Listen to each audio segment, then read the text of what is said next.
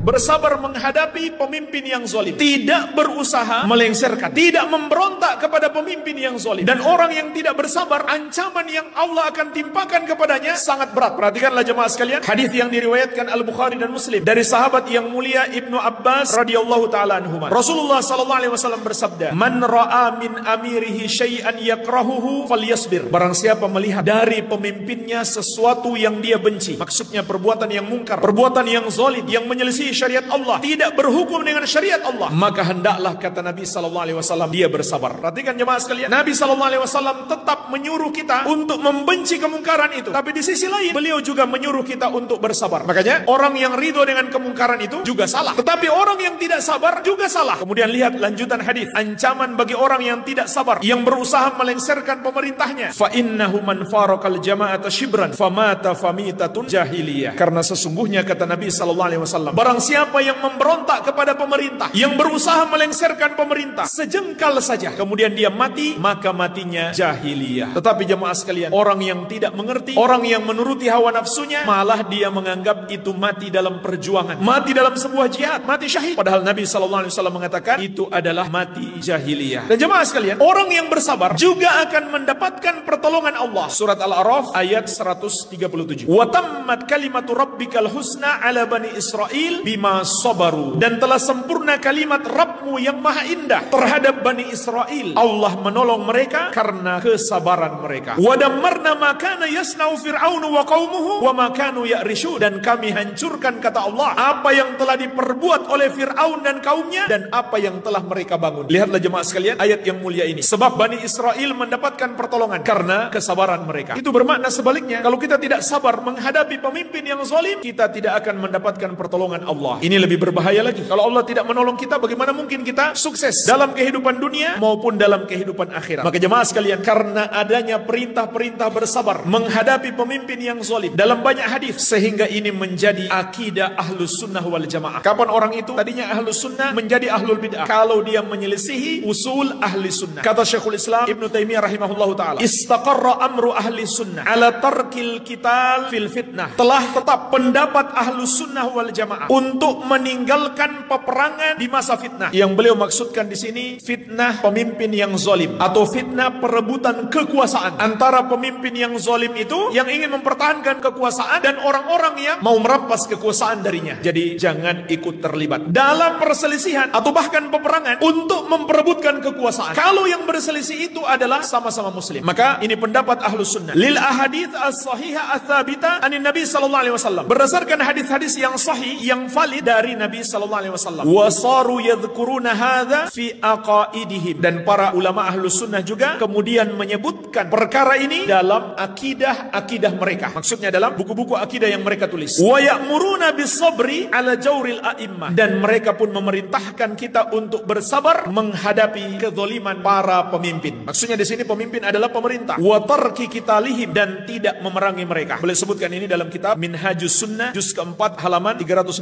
sampai 316. Kemudian dalam Majmu' al-Fatawa juz ke-28 halaman 179, beliau rahimahullah juga berkata, kana minal ilmi wal adli al-ma'mur bihi as-sabru ala dzulmil a'immah wa jawrihim. Perhatikanlah jemaah sekalian penjelasan salah seorang imam besar ahlus sunnah, Syekhul Islam Ibnu Taimiyah rahimahullah, yang masa hidup beliau cukup lama dihabiskan di penjara oleh pemimpin yang zalim, tapi itu tidak merubah akidah beliau. Kita mungkin enak, seandainya kita diuji dengan pemimpin yang zalim, mungkin kita tidak kena langsung kezaliman itu, mungkin nggak pernah dipenjara, nggak pernah dipukuli. Tapi Syekhul Islam Ibnu Taimiyah, beliau dipukuli dan dipenjara. Karena apa? Bukan masalah bisnis, bukan masalah politik, tapi karena beliau berpegang teguh dengan akidah ahlus sunnah wal jamaah. Kata beliau, termasuk ilmu dan keadilan yang diperintahkan oleh Allah subhanahu wa ta'ala adalah bersabar atas kezaliman dan kesewenang-wenangan pemerintah. Kama huwa min usuli ahli sunnati wal jamaah, sebagaimana itu juga termasuk prinsip ahlus sunnah wal jamaah. Wa kama amara bihi an-nabiy sallallahu alaihi wasallam fil ahadits al-masyhurah anhu, dan sebagaimana juga telah diperintahkan oleh Rasulullah sallallahu alaihi wasallam dalam banyak hadis yang masyhur dari Nabi sallallahu alaihi wasallam. Jadi jemaah sekalian, bersabar menghadapi kezaliman penguasa, inilah salah satu yang membedakan ahlus sunnah dengan golongan sesat. Kita tetap marah dengan kezaliman tersebut, tetapi bersamaan dengan itu kita pun harus tetap sabar. Maka di sini kita diuji, apakah mengikuti emosi kemarahan kita atau tunduk kepada ajaran Rasulullah sallallahu alaihi wasallam.